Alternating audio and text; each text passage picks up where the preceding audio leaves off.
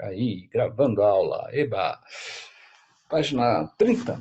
Nós temos lá a invasão holandesa no Brasil. Então, vou fazer vou tentar, tá, fazer com que vocês, né, passem a entender isso em 30 minutos, né? Pelo menos é o meu objetivo. Claro que, né, com embasado na apostila, apesar da apostila ser uma apostila muito, com informações muito técnicas, eu não gostei muito porque ela se torna maçante, né?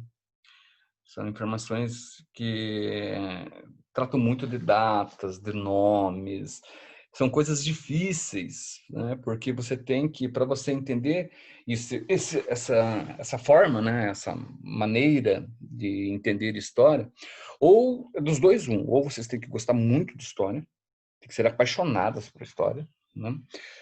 Ou vocês têm que decorar.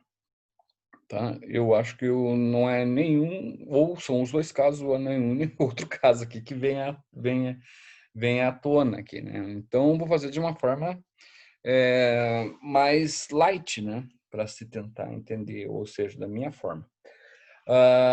As invasões, então, holandesas no Brasil, elas ocorrem quando os holandeses ocuparam os territórios do Nordeste brasileiro no século XVII, ou seja, em 1600, ok? Essa invasão, então, ela estava diretamente relacionada com as questões diplomáticas que envolvem Portugal, Espanha e Holanda. Tá? Os holandeses, então, eles procuraram construir sua própria colônia na América ao se apropriar acho que naquele momento, naquela instância, né? Naquele período, né? Se apropriar de produtoras de açúcar aqui na América Portuguesa. Por que o açúcar? Bem, o açúcar ele era considerado, nesse momento da Idade Moderna, tá, como um ouro branco. Né? Por quê? Porque é o seguinte, nem sempre o açúcar esteve presente na culinária dos europeus ou do mundo. Ele se faz presente a partir desse momento que se passam a produzir o açúcar. A cana-de-açúcar ela tem a sua origem nos povos árabes ali, né? E, e ela se faz muito presente aqui, é uma planta que vem de lá, não é natural do Brasil, ela vem de lá para cá, por aqui ser uma região, né, de produção dessa planta, né, de prosperidade na produção dessa planta, né, da cana-de-açúcar. Então, exige um clima favorável para que aconteça isso. E aqui no Brasil, principalmente aqui no norte do Brasil, esse clima se faz presente. Então, a cultura e o comércio do açúcar ele se torna lucrativo para os portugueses, tá? Aqui, se trata do Brasil, na colônia brasileira, e eles têm, claro, né, essa relação não se faz sozinha. Então, lá no começo de tudo, até quando eles resolvem, né, fazer do Brasil um campo, né, de produção de cana-de-açúcar, a primeira economia do Brasil, diga-se de passagem, então eles fazem com o apoio financeiro dos holandeses, a primeiro momento. Tá? Eles vão ver como isso se desdobra. Mas, a partir de então, muita gente, muitos proprietários, né, muitos donatários de terra, né, que são latifundiários, donos de terra aqui, que foram doadas, né, de Portugal, né? Portugal doou a eles, olha, vocês vão lá para produzir açúcar e vocês vão ter parte, né, desse lucro, vão se tornar pessoas milionárias, não? Vão se tornar pessoas que vão enriquecer com isso tudo.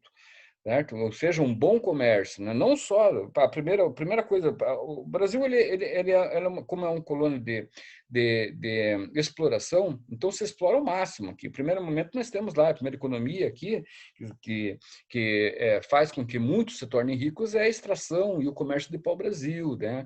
O Brasil serve lá para tinta, né? De tinta, né? Como a seiva dele serve como coloração para tecidos, né?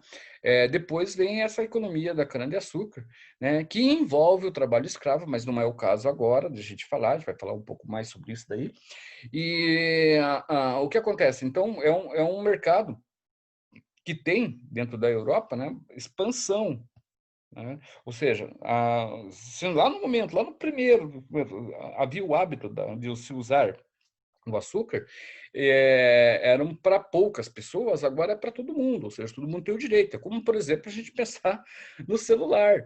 No surgimento dele, quando surgiu o aparelho celular, era um ou outro que tinha, né, esse aparelho, porque tinha como pagar esse aparelho, né? Era um aparelho caro, porque era difícil, né? O custo e benefício dele era muito alto. Tá? Por quê? Porque a tecnologia não era tão avançada. A partir do momento que a tecnologia tornou-se mais avançada, né, e passou-se a comercializar, passou-se a fabricar e comercializar isso em larga escala, todo mundo teve direito. Hoje todo mundo tem um celular, né? É da mesma forma que lá na Europa, todo mundo passa de um momento muito curto, de uma questão de décadas, passa de uma, né, a ter o açúcar como parte da alimentação, né? Então, é de lá para cá que as coisas vão se transformar, vão mudar, né? É interessante se falar isso porque muita coisa do nosso cotidiano nem sempre fez parte da nossa história, né? Nós, dentro da história da humanidade nem sempre se fez parte, né? Muitas vezes essas coisas do nosso cotidiano, que nós usamos no nosso cotidiano, tá? Eram ou faziam referência ou estavam ligados a uma determinada classe social. É claro que não precisa nem falar que é a classe social que era mais rica, que tinha o poder econômico para se utilizar. Então, voltando lá para a questão lá dos holandeses. Então, os holandeses eles permanecem no Brasil de 1630 até 1654, no século XVII, então, né? E sua presença aqui ficou profundamente marcada pela administração de um homem chamado Maurício de Nassau, militar alemão enviado pela Companhia das Índias Ocidentais para governar a colônia holandesa. A expulsão dos holandeses aconteceu em maio pela mobilização popular contra os holandeses, motivada por uma guerra de restauração que teve início em 1640 lá na Europa. Por que os holandeses invadiram o Brasil aqui? A invasão do Nordeste brasileiro, Olinda, né, pelos holandeses, resultou diretamente das relações diplomáticas entre Portugal, Espanha e Holanda. O que vai acontecer? No final do século XVI, até 1580, a Holanda tinha um envolvimento direto com o negócio do açúcar no Brasil. Tá? Eles que financiaram o desenvolvimento do açúcar no Brasil. Então, existia uma relação diplomática. O que vai acontecer depois? A atividade açucareira ela rende bastante lucro para Portugal e Holanda. Portanto, essa situação sofreu transformações profundas com a crise de Avisa em Portugal. O que aconteceu? No século XVI, essa crise de sucessão deflagrou-se como o rei de Portugal, Dom Henrique, ele não podia ter filho, deixou herdeiros, certo? E o trono ficou à mercê, sendo substituído ou sendo tomado pela coração do Felipe II, que é o rei da Espanha. Então, Portugal e Espanha passaram a se unificar, o que se chama na história de uma União Ibérica, certo? Essa União Ibérica, comandada pelo rei da Espanha, ou seja, Portugal, comandado pelo rei da Espanha, então houve uma interferência diretamente do rei da Espanha, em que esse rei ele pega e corta essa relação com os holandeses. Então, essa guerra entre Espanha e Holanda tinha uma relação diretamente na luta dos holandeses por uma independência. Tá? Outra questão também, por conta desse contexto, os inimigos da Espanha tornaram-se inimigos de Portugal, entende? Então, Portugal era uma coisa, Espanha era outra. De repente, quando as duas se unem, se o inimigo da Espanha vê que Portugal se une em laços, né, com os espanhóis, é claro que Portugal também vai se tornar inimigo em comum, né? Então, assim, os holandeses acabaram sendo excluídos do negócio do açúcar e isso resultou numa ação dos holandeses contra Portugal. Então, em 1595, os holandeses saquearam portos portugueses no continente africano, tá? E invadiram Salvador, Bahia, tá? Então, isso ficou claro. A invasão no Nordeste é a Holanda, né, com a Espanha, encerrou-se em 1621. A trégua que se tinha, o tratado que se tinha, encerrou-se em 1621. No mesmo ano, a Companhia das Índias Ocidentais, ou seja, os holandeses, foi fundada. Esses acontecimentos fizeram com que a guerra fosse retomada, ou seja, aquele acordo de paz deixou de existir, e passou-se, né, o objetivo de tomar o controle dos locais produzidos ou produtores de açúcar de Portugal. Então, Salvador e o Nordeste do Brasil foram os alvos, tá? Em 1624. Então, veio o primeiro grande ataque dos holandeses contra a capital do Brasil, a cidade de Salvador. Eles conquistaram em 24 horas, porque, veja, nós estamos falando de uma cultura, os holandeses, né? Com não apenas como deixa de existir a diplomacia, passa a existir passa a existir uma reivindicação através da violência, ou seja, da guerra, formada por exércitos. Então, o domínio dos holandeses se concentrou-se nos limites da cidade, uma vez que a resistência dos colonos aqui em Portugal, né, não permitiu que os holandeses se expandissem pelo recôncavo baiano. Então, o que os caras fizeram? Depois de um ano de resistência portuguesa, conseguindo expulsar os holandeses de Salvador, tá? Eles foram para Pernambuco. Tá? Depois de terem sido expulsos de Salvador, os holandeses voltaram-se contra Pernambuco, outra capitania brasileira que prosperava com a produção de açúcar. Em 1630, uma expedição formada por 1.820 homens, né, atacou Olinda. Com essa força, os holandeses conquistaram em 14 de fevereiro de 1630. Então, a partir de lá, né, o predomínio, né, dos holandeses no Brasil. Tá? Então, o que é interessante notar é que as relações entre os holandeses e os portugueses de Olinda, né, eram diferentes com relação aos portugueses de Portugal.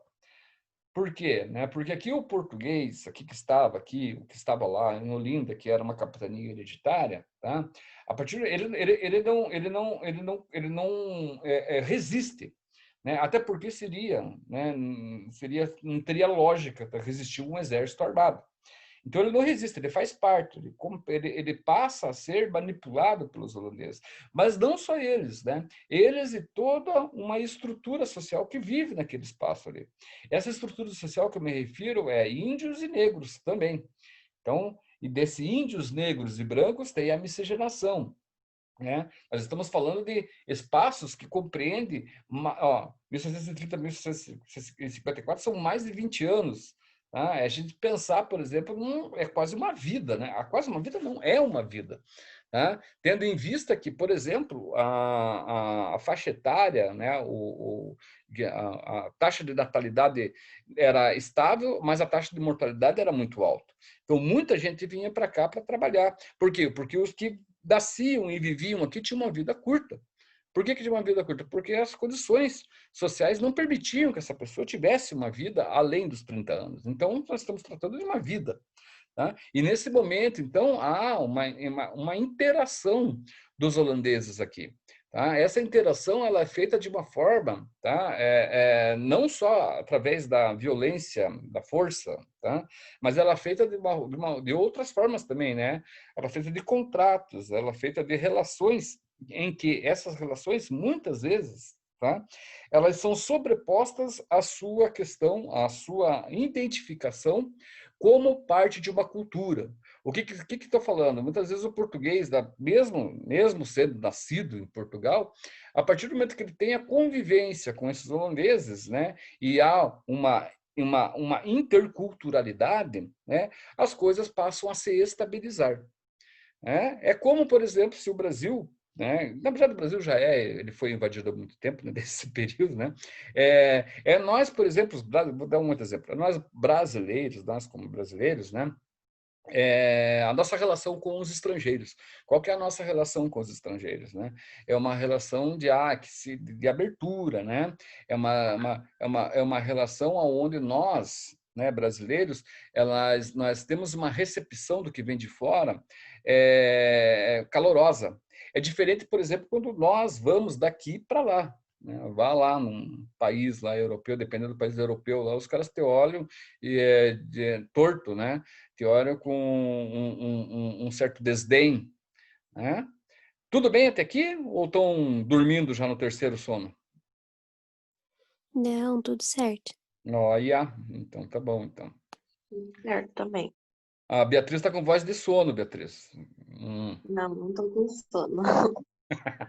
Então tá bom, então. Vamos lá, então. Vocês estão entendendo? Eu estou falando um pouco meio rápido. Estão entendendo? Sim, sim, tô entendendo. Tá bom, então. Porque assim, ó, viu? É um assunto meio complexo, meio chatinho também, né? Porque ele sempre retoma, ele é redundante, né? Ele sempre vai buscando, sempre vai retomando, e retoma aqui, retoma ali, retoma aqui, retoma ali, e não sei o que tem, porque o rei, porque o príncipe, porque não sei o que tem, porque eu não sei... Cara, é chato.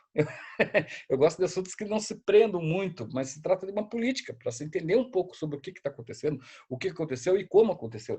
Por um acaso, vocês conhecem Olinda, em Pernambuco? Já chegaram a ouvir falar? Já foram para lá? Eu ouvi Hum? falar só. Hum? Ouvi falar. Já ouviu falar? Nunca foi para lá? Não. Hum. Eu também não só ouvi falar, nunca fui.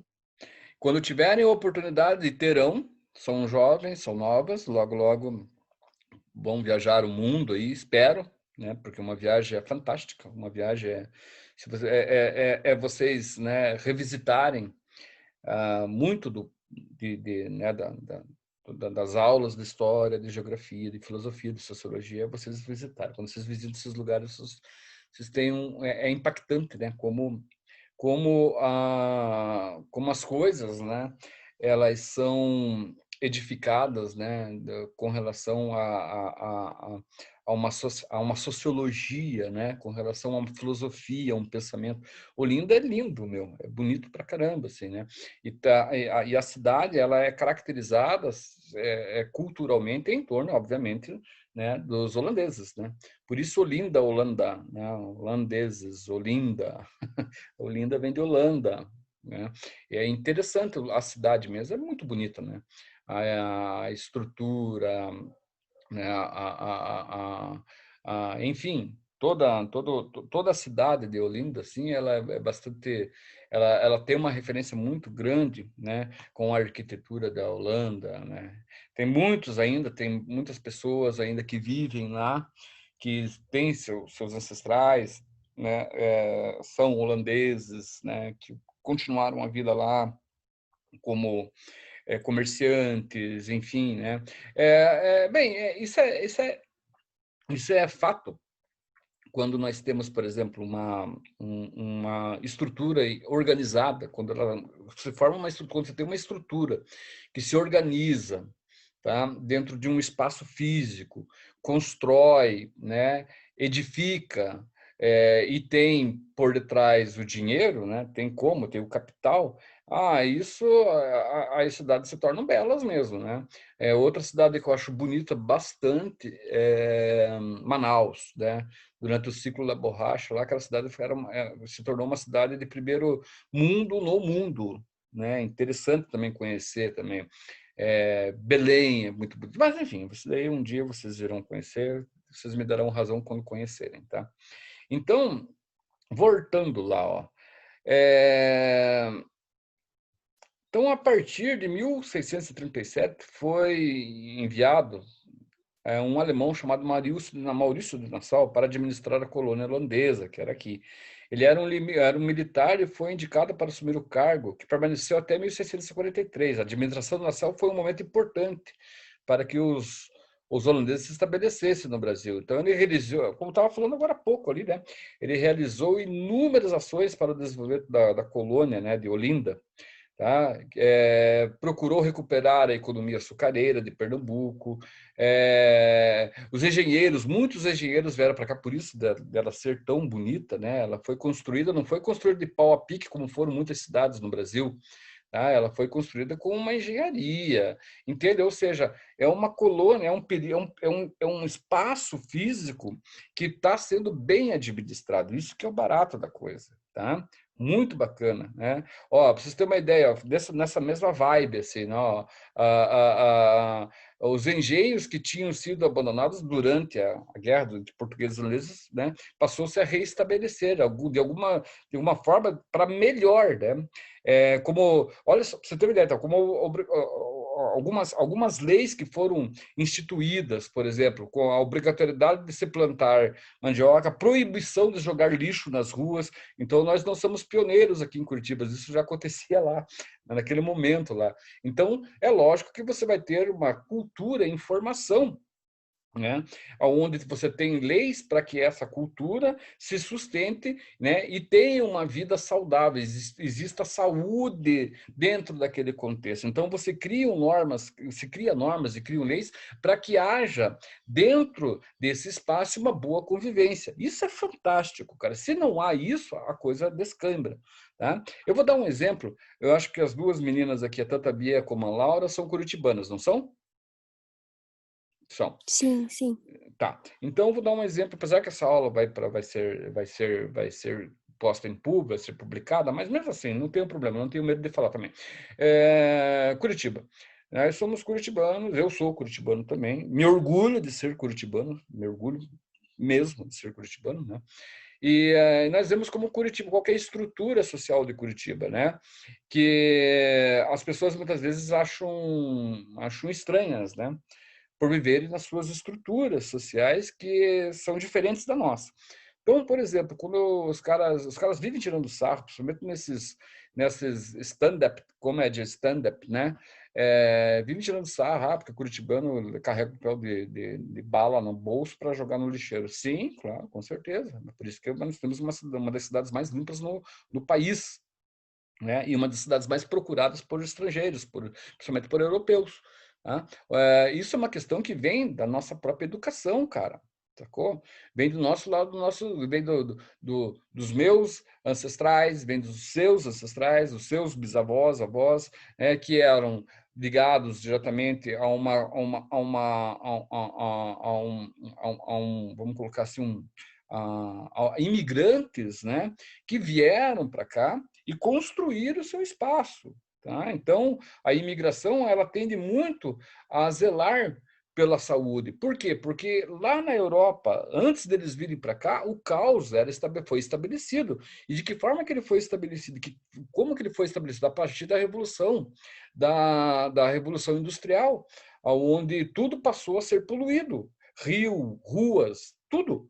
Tá? Então, eles se ligaram, se tocaram que aquilo fazia mal e era prejudicial. Quando eles vieram para cá, eles vieram com uma estrutura, né, pelo menos ligada à saúde, diferente, de recomeço, de recomeçar as coisas. Então, é por isso que aqui é diferente, é por isso que aqui o curitibano joga, por exemplo, porque já tem o costume disso. Isso vem de berço, isso vem de educação. Eu não quero deixar aqui também, né, falar que o resto do Brasil não tenha isso, né? Mas é mais comum você, por exemplo, e quem conhece, não sei se alguém conhece Salvador, por exemplo, ou conhece algumas regiões do Rio de Janeiro, ou conhece outras partes do Brasil, como eu conheço todas, praticamente conheço o país inteiro, né? As grandes capitais. Cara, sinceramente, você vai para alguns lugares, como eu acabei de falar, Manaus, Belém, a coisa não é assim. É montoeira de lixo na rua, montes de lixo na rua. Salvador é uma cidade extremamente suja, né? Fazer o quê? Se a real é essa, eu não tenho medo de falar, mas a real é essa. O cara vai dizer, porque não sei o que tem, você está querendo se colocar. Não estou querendo me colocar. A questão é que a realidade é essa. Aqui não tem isso. Tem quando tem uma greve do lixeiro, né? Mas o resto não tem. Não estou querendo ser regionalista de forma alguma. Mas a questão verdade é verdade, fato é fato. Não vou poder correr disso daí. Mas precisa falar? Por que que não? Precisa sim. Claro que precisa falar. Para ver se todo mundo tem a noção, passa a ter a noção, né, de pegar o papelzinho, em vez de jogar ali a caixinha a latinha de refrigerante jogar na rua, pegar e leve até um lugar onde seja apropriado a fazer aquilo. Então, é importante sim falar. Tá bom? Então, é isso aí, meninas. Só estão as duas na sala. Eu acho que ficamos por aí. Tenham um bom final de semana. Se cuidem, se cuidem. Nada de festa, tá? Eu sei que vocês querem ir, mas nada de festa, esperem, que a coisa está passando, vai passar. cada vez mais, cada dia que passa, estamos conseguindo superar isso tudo, né? E estamos vencendo, né? Porque a coisa tá começando a dar resultados positivos, ou melhor, menos negativos, né? Está começando a morrer e infectar menos do que há 2 semanas atrás. Então, é isso aí, tá? Tenha um bom final de semana. Até segunda-feira. Tchau. Obrigada, tchau. Tchau, professor.